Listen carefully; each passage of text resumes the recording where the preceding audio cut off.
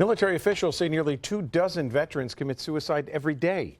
Many are unable to adjust back to civilian life after seeing the horrors of war, but there is help available. News 12 Long Island's Christine Ensinger takes a closer look at part 2 of our series, The Battle After the War.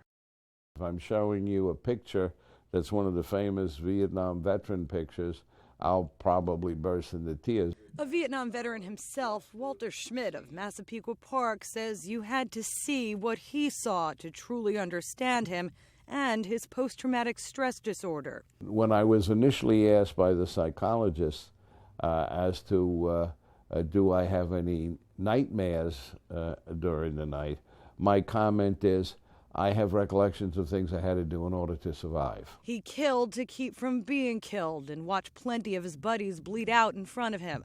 Schmidt still has nightmares and anger outbursts. The now 68-year-old veteran says the way he's learned to cope with his PTSD all these years is to go it alone. I still to this day don't have a lot of friends.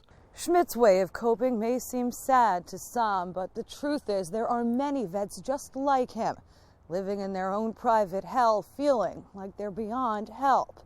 But there is help. We're all veterans. We all have history with PTSD. Tim Strobel is the coordinator for the Joseph Dwyer PTSD Peer Support Program. This is a video of one of their meetings. There are now groups at more than a dozen sites across Long Island where veterans with PTSD can talk with each other in an anonymous setting. Many believe that is the key.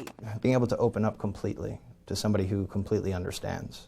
It is a program created in memory of Private Joseph Dwyer, the Mount Sinai Marine who also suffered with the disorder until his death in 2008. This is probably the greatest compliment that we can give Joe Dwyer, the memory of Joe Dwyer, is that his legacy is that he continues to serve and he continues to save veterans. The medical industry has also stepped up. The Marines are now testing hyperbaric oxygen therapy as a means of physically changing the brain to deal with PTSD. It brings more oxygen to the brain and it promotes the production of new blood vessels. Skeptical at first, Iraq war vet Joe Marone says it's the only thing that seemed to work for him so far. He's undergoing treatments at Hyperbaric Medical Solutions in Woodbury. My dizziness issues have decreased drastically. I notice I will get out more. I'll make the attempt to get out, where before I won't even attempt to go outside. For veterans who continue to struggle with the disorder every day, anything that will help them escape their inner demons would be welcome, because otherwise... Sleeping through the night is not something that you do. Christine Ensinger, News 12, Long Island.